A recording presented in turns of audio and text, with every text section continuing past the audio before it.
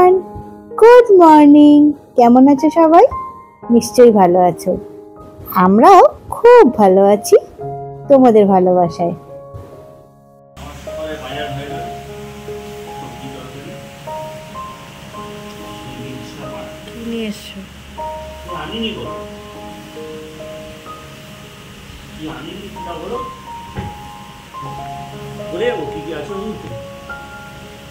খোলো, দেখছি।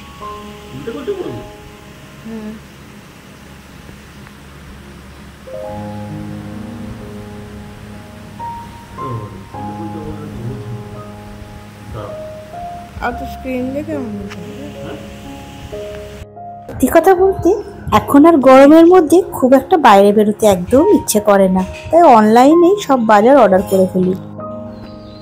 এটাতে কি আছে? পাবদা আর কাতলা। ওটাতে এইটাতে কারি কাট আছে।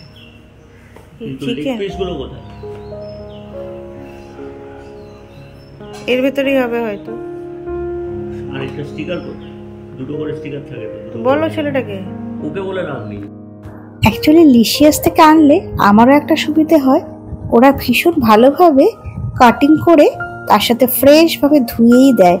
আমাকে খুব বেশি এফোর্ট দিতে হয় না, হালকা করে একবার ধুয়ে নিলেই এটা রেডি টু কুক হয়ে যায়। এই যে পাবদা এনেছে আর কাতলা এনেছে, দু রকম হলো। এদিকে চিকেনটাও চলে এসেছে। এই সপ্তাহের প্রথম দিনেই সবগুলো একসঙ্গে ধুয়ে তুলে রাখলে আমার রান্না করতে সুবিধা হয়। ওই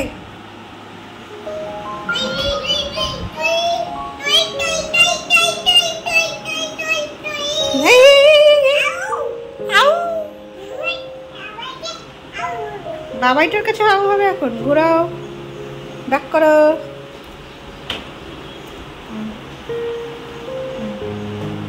এই বাস, টাটা।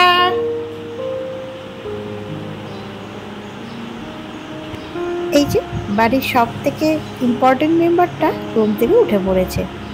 এবার আমার দৌড়াদৌড়ি শুরু হয়ে যাবে অ্যাজ ইউজুয়াল। তবে আজকে সানডে থাকাতে আমার একটু সুবিধা হয়, শ্রিয়ার বাবাই বাড়িতেই থাকে ওকে হ্যান্ডেল করার জন্য। চলো লাঞ্চ করে একেবারে দেখা করছি। হ্যাপি সানডে মামা, বলো হ্যাপি সানডে। আমরা আবার ঘুরতে বেরিয়েছি। কোথায় যাচ্ছি? কোথায় যাচ্ছি জানি না, বাবাই নিয়ে যাচ্ছে, খালি হুড়োহুড়ি করে নিয়ে যাচ্ছে। কোথায় যাচ্ছি আমরা বলবো না, আজকে সারপ্রাইজ। মানে আজকে টোটালি কোনো আইডিয়াই নেই কোথায় হুড়োহুড়ি করে আমাদের বার করলো, রেডি হতেও টাইম দেয়নি। হুড়োহুড়িটাকে কি বুঝলে? এমন কোথাও যাচ্ছে এখন তার টাইম পাবো। হ্যাঁ তাই তো, সেটা কথা ছিল, সেটা মাথায় আসেনি। বাট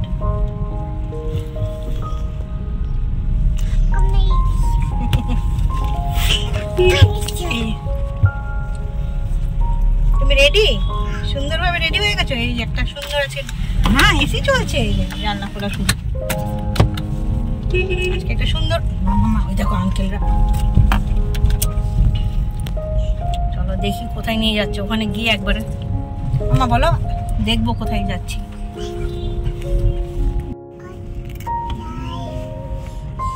চলে যাচ্ছে। কোথায় চলে যাচ্ছে, কোথায় ঢুকছে কিছু বলো তো।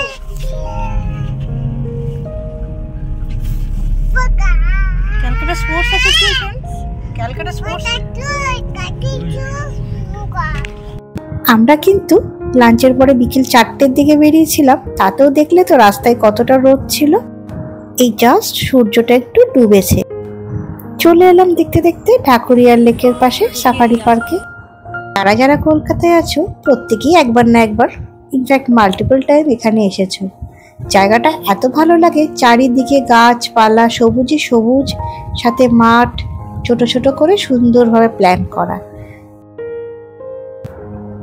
এটা হলো এন্ট্রি, তোমাদেরকে সেটাই ঘুরিয়ে ঘুরিয়ে দেখাচ্ছি। আমরা ঢুকে সোজা হাঁটতে শুরু করেছি। অনেকটা বড় এরিয়া নিয়ে জায়গাটা, তাই কোন দিক থেকে শুরু করব জানি না, তবে শুরুতেই বাচ্চাদের খেলার জায়গাটা একেবারেই চোখে পড়ে গেল।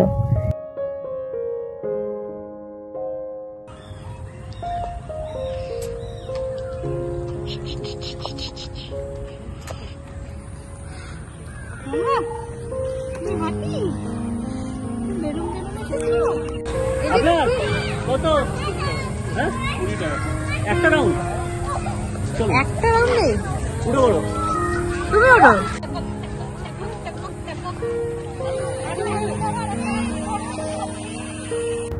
বাবা হিসেবে রিয়ার বাবাই কিন্তু সমস্ত দিকে লক্ষ্য রাখে। আমি দেখতে পাই যে আজকাল যতগুলো ট্রিপ করি আমরা আশেপাশে সব কিছু কিন্তু রিয়ার পছন্দসই জায়গাতেই হয়।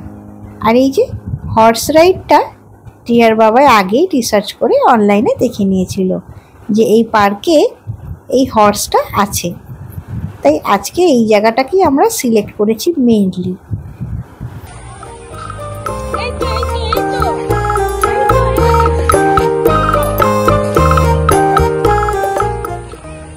আচ্ছা, তোমরা তো অনেকেই রয়েছো যারা চারিপাশে প্রচুরবার শুনতে পাবে মায়েদের কথা। হ্যাঁ, মায়েদের অবদান কোনোভাবেই কোনো হিসেবের খাতাতেই মেলাতে পারবে না, সেটার কোনো হিসেবই হয় না। কিন্তু কখনো তোমরা বাবাদের কথা কতবার বলতে শুনেছো? আমাকে একটু জানাও তো। ভেবে দেখো, বাবারাও কিন্তু কোনো অংশেই কম নয়, সেই মেন্টালি বলুক আর ফিজিক্যালি। বাবারা কিন্তু তাদের সন্তানের জন্য যথেষ্ট করে, যথেষ্ট বলবো না, বিয়ন্ড দিস। এই যে আজকে যেমন এই ঘোড়া চড়তে মেয়ে ভালোবাসে বলে ঘোড়ার ঠিক রিসার্চ করে কলকাতার বুকেই একটা জায়গায় নিয়ে এলো যেখানে ও হ্যাপি থাকে। এই তো ছোট ছোট আনন্দগুলোই বাবারা ভাবতে পারে, যেগুলো অনেক সময় মায়েরাও হয়তো ভাবতে পারে না। কি ঠিক বলেছি না? ঠিক যেমন beyond the camera and front camera, বাবারা কিন্তু ব্যাক ক্যামেরাতেই থেকে যায়। জানি একদিন প্রিয়াও অনেকটা বড় হয়ে যাবে আর আমরাও আস্তে আস্তে বার্ধক্যের দিকে যাব। তখন এই ছোট ছোট ভিডিওগুলো যখন দেখব তখন সেই পুরনো কথা মনে পড়ে আমরা আনন্দ নেব। তাই অন ক্যামেরা বলতে চাইছি থ্যাংক ইউ প্রিয়ার বাবাই এত কিছু করার জন্য।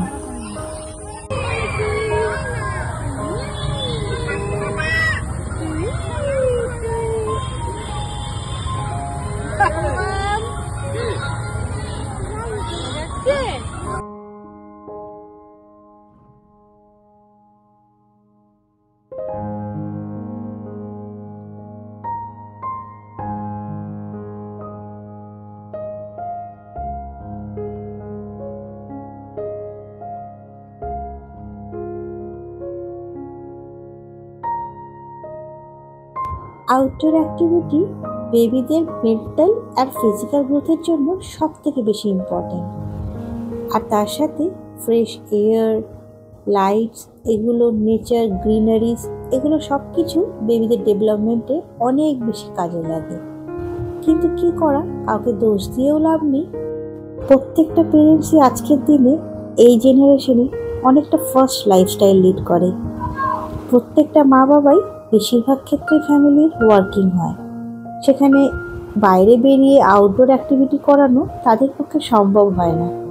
এখানে কিছু করারও থাকে না, কাজের জন্য ব্যস্ততা থাকতেই হবে। আমাদের লাইফটাই হয়ে গেছে ফার্স্ট, তাই তাদেরকেও দৌড়তে হয়। মামা সামনে দেখাও, একটু আসতে। হ্যাঁ, দুজনেরই মনে হচ্ছে মাথায় ঠোকাঠুকি লাগবে।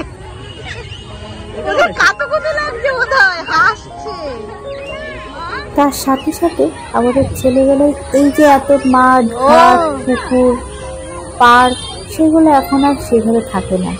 প্রচুর হাই এন্ড বিল্ডিং হয়েছে, প্রমোটিং চলছে একের পর এক, সেখানে ওদের খেলার জায়গাও অনেকটা কমে এসেছে।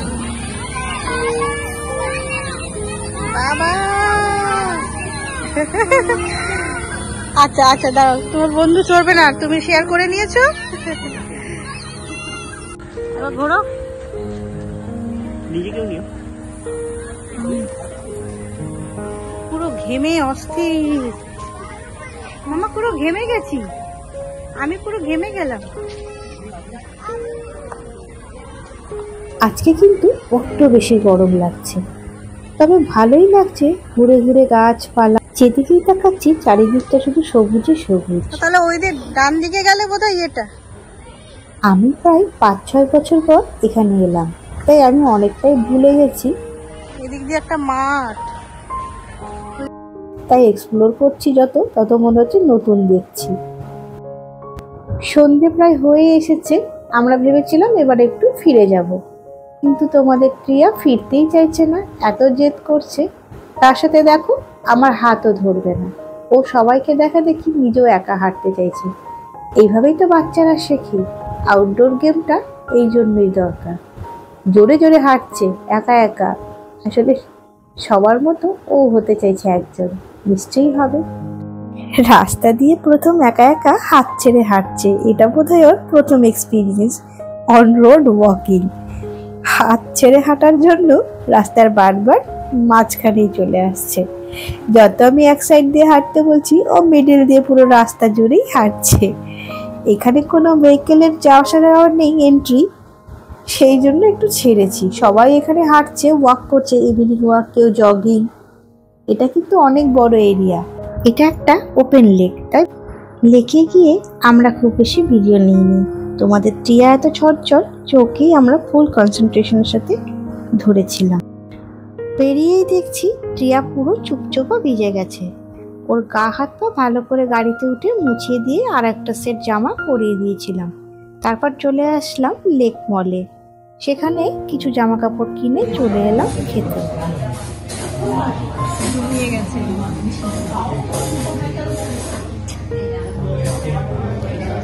টায়ার্ড হয়ে গিয়ে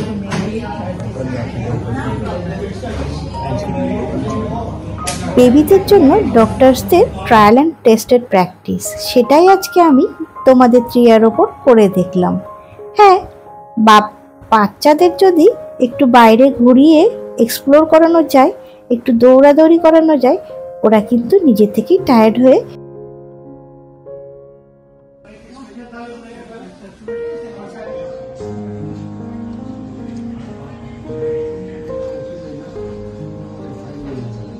হ্যাঁ, আমার মেয়ের কিন্তু ডে 1 থেকেই, বাড়িয়ে বলছি না, একটা সুন্দর প্র্যাকটিস আছে। ওকে কাঁচা ঘুমে তুলে দিলেও কোনোদিন কাঁদে না, ফুল অ্যাক্টিভ থাকে। ও, আমরা কথা বলতে বলতে তোমাদের তো বলাই হয়নি, আগেই আমরা রেস্টুরেন্টে ঢুকে গেছিলাম।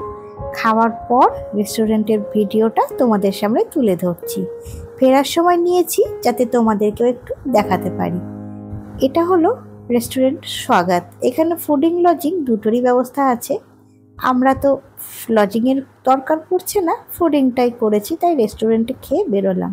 আজকে আমরা খেয়েছি সাউথ ইন্ডিয়ান। তোমাদের আগের ব্লগেই বলেছিলাম, বেশ অনেক দিন ধরে ট্রাই করছিলাম একটু সাউথ ইন্ডিয়ান খাবো বলে, সেখানেই গিয়েছিলাম। তাই খুব ভালো অথেন্টিক সাউথ ইন্ডিয়ান ফুড পাওয়া যায়। এটা কিন্তু বেশ একটা পুরনো বুটিক হোটেল। এই যে ঢুকতেই একটা এরকম সুন্দর বালাজির মূর্তি আছে। তোমাদের ত্রিয়া তো দেখেই প্রণাম করে নিল, ওকে কিন্তু বলতেও হয়নি। তাহলে চলো বেরিয়ে যাওয়ার আগে বাইরে থেকে তোমাদেরকে রেস্টুরেন্টটা আরেকবার দেখিয়ে দিই। এই এখন যেটা দেখছো, এটা একটা রিসেপশন, ঢুকেই তোমরা দেখতে পাবে। আর বাইরে একটা ছোট্ট করে পার্কিং স্লট করা আছে। বেশি গাড়ি কিন্তু এখানে রাখার ব্যবস্থা নেই, বাইরে রাস্তায় রাখতেই পারো, তবে জানা নেই পার্কিং কখনো আছে কি নেই, সেটা তোমরা দেখে নিতে পারো। এই যে বাইরে থেকে এটা হচ্ছে হোটেলের পুরো ভিউটা, ভীষণ সুন্দর, অনেকটা পুরনো আর্কিটেকচারের মতোই করা আছে। আর ছোট্ট করে সুন্দরভাবে গার্ডেনিং করা আছে। এই হলো পুরো এন্ট্রি পয়েন্টটা। তোমাদের ত্রিয়া কিছুতেই আর গাড়িতে উঠবে না, বাড়িও ফিরবে না, ওর এই জায়গাটা ভীষণ ভালো লেগেছে, তাই ওকে নিয়ে একটু বাইরে হাঁটাহাঁটি করছে ত্রিয়ার বাবাই। আমি আরও একবার ভেতরে এসে তোমাদেরকে এই সুন্দর মিররটা দেখিয়ে নিয়ে গেলাম। ওয়ালের দুদিকেই খুব সুন্দর সুন্দর পিকচার আছে, পুরনো কলকাতার অবশ্যই।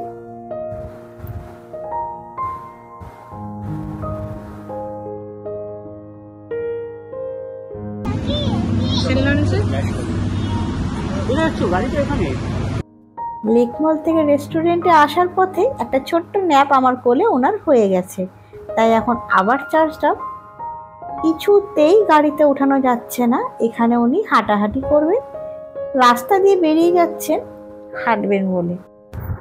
প্রায় মাঝে মাঝে এরকম ছোটখাটো মন ভালো করা জায়গায় আসতে কিন্তু ভীষণ ভালো লাগে। সোয়াগাতে খাওয়া দাওয়া কিন্তু ভীষণ ভালো, টেস্ট কিন্তু কোনো জায়গায় কম্প্রোমাইজ হয়নি, অথচ প্রাইস কিন্তু একেবারে রিজনেবল। আমার কিন্তু ভালো লেগেছে, তাই তোমাদের ত্রিয়ার বাবাইকে বলছিলাম আমাকে আরও একবার এইখানে নিয়ে আসতে। তাহলে চলো আজকের ভিডিওটা এখানেই শেষ করব। ভালো থাকবে, সুস্থ থাকবে, সবাইকে নিয়ে একসাথে বেঁধে বেঁধে থাকবে, কারণ জীবন একটাই। By everyone, good night.